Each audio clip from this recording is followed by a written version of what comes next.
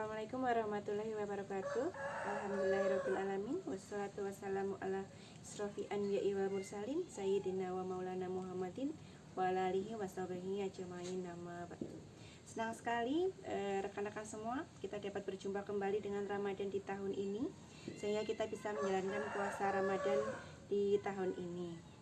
Pada kesempatan kali ini saya akan menyampaikan tentang nikmat Ramadan dengan subtema keutamaan makan sahur. Kenapa makan sahur? Karena makan sahur ini tidak bisa dipisahkan dengan kegiatan puasa Ramadan kita ya rekan semua. Sebelum kita mulai, silahkan rekan-rekan semua klik tombol like dan subscribe ya. Keutamaan makan sahur yang pertama yaitu mendapat keberkahan. Seperti kita tahu bahwa makan sahur itu hukumnya sunnah ya rekan semua, sehingga akan lebih baik jika dilaksanakan, namun apabila tidak dilaksanakan maka tidak akan mendapatkan dosa.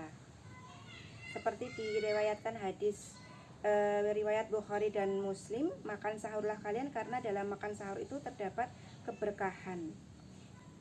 Keberkahan yang nampak jelas sekali, karena dengan kita makan sahur kita mempersiapkan tubuh kita untuk beraktivitas dalam sehari-harinya, termasuk juga beribadah. Sedangkan yang tidak nampak adalah karena kita menjalankan perintah Allah, yaitu dengan menjalankan sunnahnya. Yang kedua, sahur merupakan wujud ketaatan kita kepada Yang Maha Kuasa. Seperti disebutkan dalam surat Al-Baqarah ayat 187, makanlah dan minumlah kalian sampai tampak jelas bagi kalian benang putih dari benang hitam, yaitu fajar. Jadi makan sahur sendiri juga merupakan ketaatan kita kepada Allah Subhanahu wa Ta'ala, karena kita menjalankan sunnahnya. Yang ketiga, membedakan kita dengan umat agama yang lain. Jadi kalau dalam agama kita Al-Islam, ketika kita melaksanakan ibadah puasa, kita disunahkan untuk makan sahur. Namun di umat agama yang lain mungkin juga ada puasa, namun tidak disunahkan untuk makan sahur. Seperti diriwayatkan oleh Muslim bahwa Rasulullah SAW pernah bersabda, pembeda antara puasa kita umat Islam dengan puasanya ahli kitab atau umat agama lain adalah makan sahur. Kemudian yang keempat, waktu makan sahur itu memberi kita waktu untuk mengucapkan niat.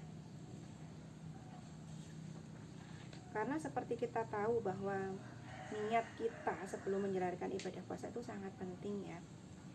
Tanpa kita mengucapkan niat, maka puasa kita dalam sehari itu tidak akan mendapatkan pahala, hanya mendapatkan lelah, lapar dan dahaga saja. Adapun niat untuk melakukan ibadah puasa yaitu nawaitu shauma ghadi an adai fardhi sahri ramadhana hadhihi sanati lillahi ta'ala. Aku niat berpuasa esok hari untuk menunaikan kewajiban di bulan Ramadan karena Allah Ta'ala. Kemudian Nabi Muhammad SAW sendiri pernah bersabda, sesungguhnya setiap amal itu tergantung pada niatnya, dan setiap orang akan mendapatkan sesuai dengan apa yang ia niatkan. Jadi untuk rekan-rekan semua, jangan lupa kita untuk selalu berniat melakukan ibadah puasa ini karena Allah Ta'ala, supaya kita mendapatkan segala keberkahan dan juga pahalanya. Itu tadi ya rekan-rekan semua, beberapa dari keutamaan makan sahur. Namun di sisi lain saya juga ingin menyampaikan bahwa kapan kita memulai puasa, yaitu ketika mulai terbit fajar sampai dengan terbenamnya matahari. Berakhirnya makan sahur kita dan dimulainya kita berpuasa adalah ketika pagi hari dikumandangkannya imsak. Puasa dalam bahasa Arab berarti siam atau saum, sama dengan imsak yang berarti adalah menahan. Jadi ketika dikumandangkan imsak, maka waktunya kita memulai puasa kita. Imsak sendiri sayogyanya dikumandangkan bersamaan dengan azan subuh, karena waktu itu adalah ketika memasuki waktu subuh. Jadi ketika imsak dikumandangkan, saat kemudian sayogyanya dikumandangkan pula azan subuh. Namun di Indonesia sendiri imsak biasanya dikumandangkan 10 menit lebih cepat daripada azan subuh. Hal ini kemungkinan bertujuan supaya kita bersiap-siap untuk menyudahi makan sahur kita, karena 10 menit lagi kita akan memasuki waktu subuh. Nabi Muhammad SAW pernah bersabda, makan dan minumlah kalian sampai Ibnu Ummi Maktum azan, karena dia tidak akan azan kecuali setelah terbitnya fajar shadiq. Dari hadis riwayat Bukhari. Kemudian bagaimana ketika sudah memasuki waktu subuh, azan sudah dikumandangkan, namun ternyata kita masih mengunyah makanan kita. Jadi ada makanan yang masih di dalam mulut kita, masih berproses di dalam mulut kita. Apakah itu harus dimuntahkan atau itu bisa dilanjutkan untuk ditelan? Hadis riwayat Abu Dawud mengatakan bahwa jika salah seorang di antara kalian mendengar azan, sedangkan sendok terakhir masih ada di tangan kalian, maka janganlah dia meletakkan sendok tersebut hingga dia menunaikan hajatnya hingga selesai.